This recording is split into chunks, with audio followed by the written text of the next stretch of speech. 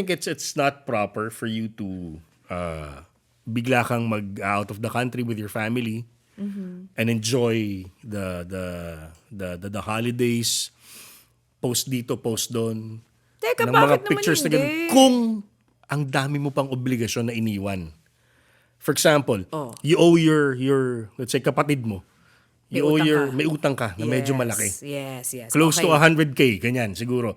For Okay. people like me, 100K, malaki na yun. Oo naman. Oo, Malaki ang diba? 100K. Kasi alam naman natin, yung mga Iba. contractor, di ba? 100K sa kanila. Wala na lang, barya yun. Pang lunch lang nila yun. Correct. Di ba?